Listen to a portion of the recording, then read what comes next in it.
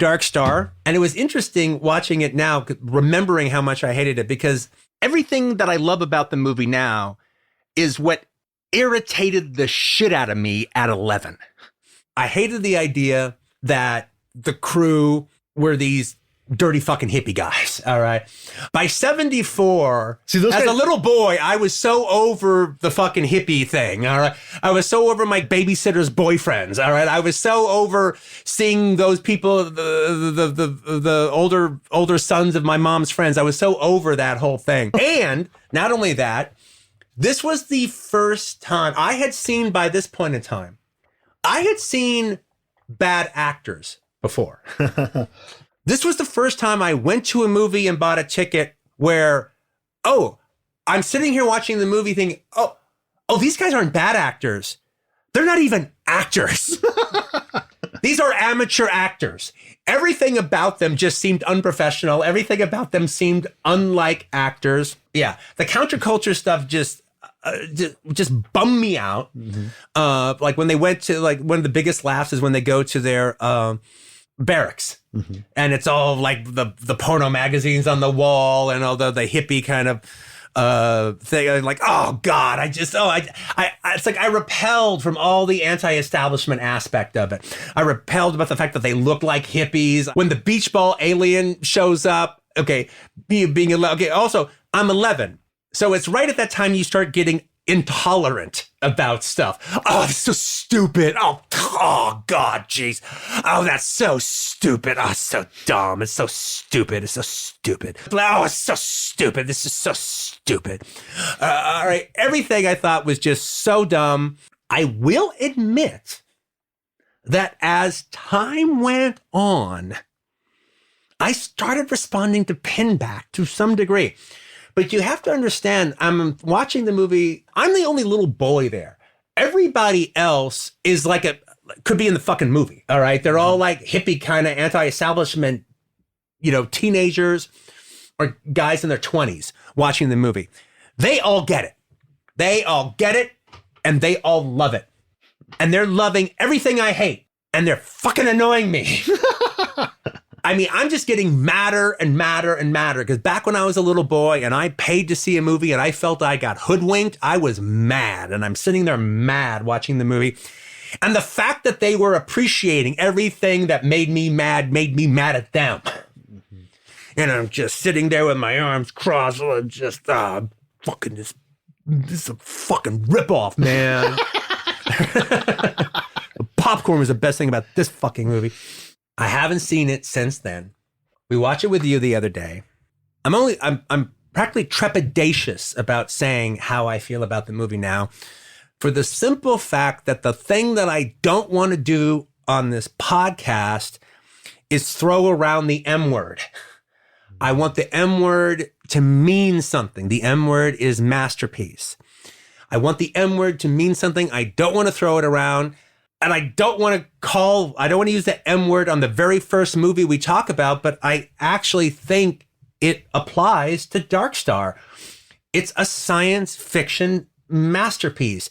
It's a counterculture, anti-establishment, hippie filmmaking masterpiece. It's an early 70s masterpiece. And in the first half of the movie, I don't really care for the Captain Doolittle any more than I did back when I was younger. But he gets better as the movie goes on. In the course of time, he actually does grow as the film goes on. And in his final, the climax of the movie, his philosophical conversation with Bomb 20, mm-hmm. He's fantastic. He's amazing. I mean, he's great in that scene. He's great in that scene. He builds up until that moment. And I can't really imagine that scene being done necessarily better. He is pretty terrific in that scene. But the thing that carries the entire movie through is Dan O'Bannon's comedy performance that I did not appreciate when I was younger, and I have not appreciated up until now. And it rivals Bruce Campbell's comedy performance in it's a good comparison. The Evil Dead movies. Well, they almost seem like there's a symbiotic relationship between the two of them. And the big set piece in the movie, which was added much later, as part of the thing that they added for Jack H. Harris to make it feature length, is the entire, what seems like a 15-minute set piece, mm-hmm. with Dan O'Bannon fighting with this alien beach ball monster that they brought on the ship. Now, the thing about the movie is all the special effects in the film is them literally trying to do the best that they possibly can to make it look like a real movie and make it look like a real spaceship and make it look like real space travel. And by the way, they completely predate the jump to light speed. Oh, completely. In Star Wars. I mean, to such a degree, it's obvious George Lucas saw this and used the idea for the light speed travel. I mean, it's impossible that Lucas had not seen that. Yeah. So after pulling off all this convincing special effects, they have this alien and they purposely make it cheesy. They purposely make it crazy. They take a red beach ball and put Creature of the Black Lagoon feet on it. Yeah. And again, like I said, when I was a kid, I despised that sequence. But here, I think it's one of the great comedy set pieces of that time period. And I think ranks up, is right there with Sam Raimi and Bruce Campbell with the Attack of the Helping Hand, or the possessed hand sequence from Evil Dead 2.